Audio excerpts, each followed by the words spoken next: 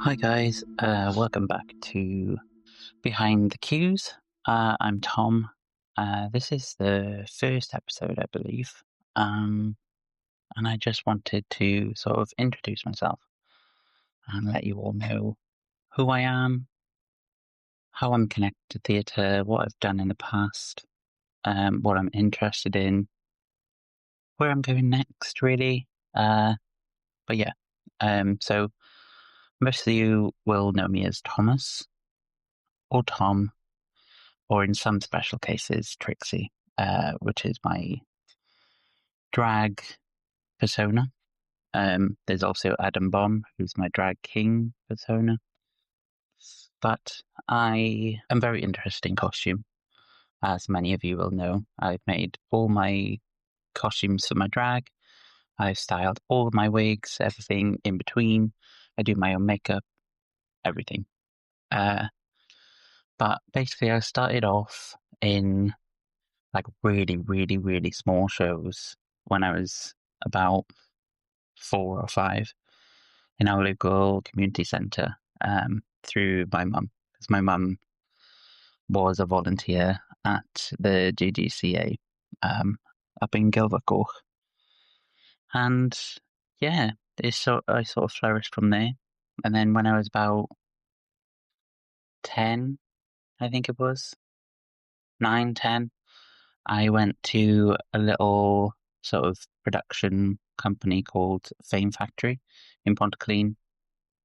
It sort of made me come out of my shell a little bit, but I made no friends. Nobody actually cared about me there. So, but I did learn from like the best people. Lucy Jones was one of them, which is absolutely crazy to think that I got like singing training from Lucy Jones, who is now in every Broadway, West End musical under the sun.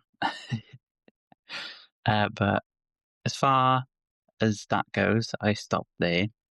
And then I went to school, hated school, and I left to go to college. And I studied art and design for 3 years in Bridgend College. And I thought, do you know what? Maybe I'll just go to uni. So I tried going to uni the first time, and that was in Bristol. Absolutely hated the course. I don't know why I chose it, but I chose to do fashion. And me being me, I thought, oh yeah, I could just take this and go into costume and stuff. But no, it was heavily fashion based.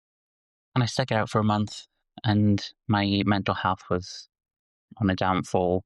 And then I was like, do you know what? If I'm feeling this way every single time, I might as well just leave. And then I came back home, started working for a couple of years until, well, I say that I started.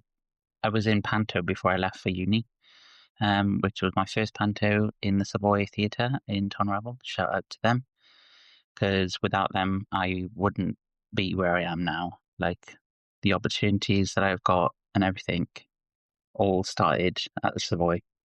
I played the genie in Aladdin in 2016, and then 2017 I went to uni, hated it, came back, started working at Nando's, and I was in Sinbad the Sailor when I left uni, and that was like, really, really, really small role. I was stained green for a lot of December though, because I played the Sea Devil. Had this amazing, like, it's like a seaweed sort of gown thing, and yeah, I loved it. After that, I left Nando's, started a different job, and I ended up doing makeup in college, and that was in Colega Cymru in uh, Nancarrow / Tree Forest. And again, I fell in love with the course. I thought, oh yeah, let's go to uni after this and do makeup. But then lockdown hit and I couldn't go any further. Like it was just, I don't know, I didn't want to do uni through lockdown.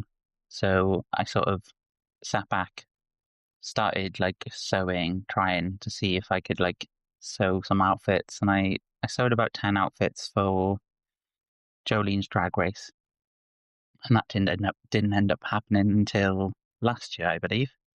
But I wasn't in it, so that's great.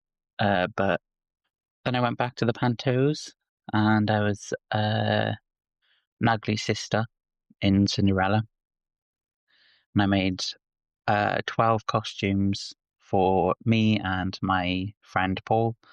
Shout out to Paul, he's amazing. Honestly, I don't think I'd be where I am without him either, because he's given me all the best roles in the Savoy, and he's amazing. He's an amazing director. We sort of get on like, yeah, we love Drag Race. We filmed videos together, and yeah, he's amazing. And shout out to Tall Paul as well, because I don't know if you're going to be listening alongside other Paul.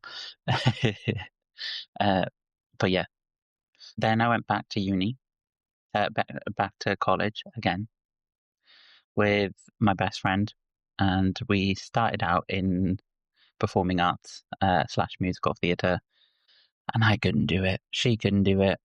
Um, her stories is hers, obviously, but mine is that couldn't, I couldn't do the cardio. I was eating quite substantial breakfasts, making sure my sugar levels and stuff were up before college started, and then we'd get in and do an hour full of stretching and cardio. And about 5 minutes into the cardio, I would collapse. And I don't know how, I don't know why, but I did. And then I transferred over to the production arts course. And I thought, yeah, I think I'm better suited backstage rather than on stage. But I do like being on stage, but I can do that in like Amdram groups and stuff. So yeah, uh, finished that course. And then I was like, right, now is the time to go to uni. And my good friend Hannah, um, she suggested that I should go to East 15 in Essex. And it's connected to the University of Essex. And yeah, 3 amazing years. Shout out to the class of 2025, because we all smashed it. And everybody who I met along the way, I just love you all. But you made those 3 years like the best, honestly. During that 3 years of uni, in my first year of uni, I was in Kinky Boots up in Southend in the Towngate Theatre.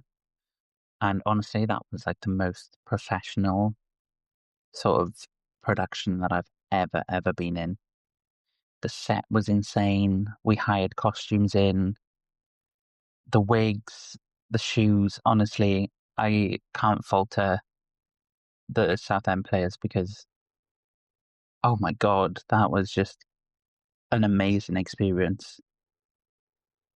Um, in my second year, I did Sweet Charity, and that was with LOS, Loughton Operatic Society. And shout out to them because, quite honestly, I've never met such amazing, lovely people. And I hope you're listening to this because I genuinely mean it. I love you all. I miss you so much. And I really want to wish you all of the luck in the world for future productions. Hopefully, I will come back and visit you all at some point. I just don't know when that is. Uh, but yeah, the next show they're doing is Oklahoma. If anybody wants to go see it, it's in Lopping Hall in Loughton, and I would 100% suggest it, honestly. But fast forward to my third year, and I was in Made in Dagenham, and that was just so much fun. That show was amazing.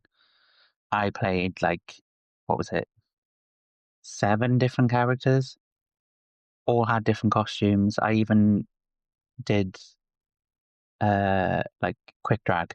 So I was Statue of Liberty, in a song, and that was it. So I had the interval literally to get into makeup, into costume, into the wig, full drag.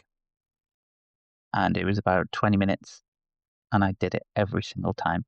And I wish I got footage, but it just kept getting deleted. Yeah.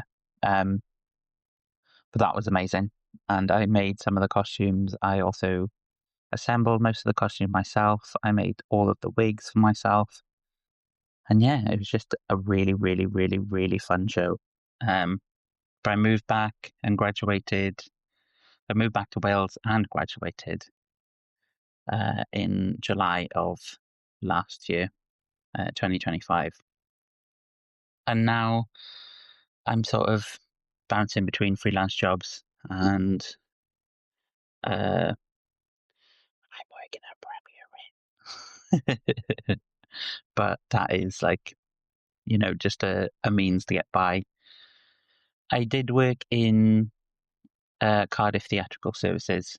Those of you that follow me on Instagram will know me and know that I worked at CTS. And I made numerous sets for West End shows, touring shows. But my biggest achievement working at CTS was being part of the Hunger Games stage show. We spent 4 weeks just painting. And before that, they worked for 2 weeks building. And honestly, it was so rewarding. The cornucopia, which hasn't been released online, I don't have any pictures of it. I don't think I will get any pictures of it. But if anybody's gone to see the show, the large gold cornucopia that comes out of the ground after Katniss shoots the dangly bits, I fully sanded, painted, slaved away making that. And honestly, I was so proud of it in the end. Everything looked amazing. And it's probably battered and bruised now because it's been through numerous shows since October. And yeah, so some kind of big news. I thought I was never going to do my master's, but I visited the Royal Welsh College of Music and Drama for an open day in, when was it? December? No, yes, around December. And I I fell in love with it. Like, it's such a good uni. I've heard numerous things, and a lot of the designers I've worked with up in East 15 have graduated from there, and they just told me how amazing of a course it is. So I decided, do you know what? I'm going to apply. So I've submitted my portfolio, and now I'm just waiting until they invite me for an interview. And I hope I get it because, yeah, I really want to do my master's. It's a 2-year course, and I know that I'll be better off afterwards. But yeah, that's it. I know I was just rambling, I guess. But if you want to see what I'm up to and you want to keep in touch or submit any stories that you might have about backstage stuff, you can follow me over on TikTok or Instagram at Tom Does Theatre, and it's a Tom with a double M. And on Instagram, I'm Tom_does_theatre, and I upload all my portfolio stuff on there. I upload to my story sometimes, and basically that's where you can find out when the next podcast episode is going to be released. But yeah, I am still looking for stories and tales and little, I don't know, behind the scenes jokes and all that stuff from anybody who's listening to this. And I will read them out in the future, fully credit you. That's if you want to be credited. Some stories can remain anonymous if you don't want to be credited. But I guess that's the end of the episode. I know I've been rambling, and I do apologize. But yeah, I hope to speak to you in the next episode, which is probably going to be in about a month's time, depending on when I can get round to recording. So, this is Behind the Cues, the podcast where we delve into the magic and the mystery of backstage theatre.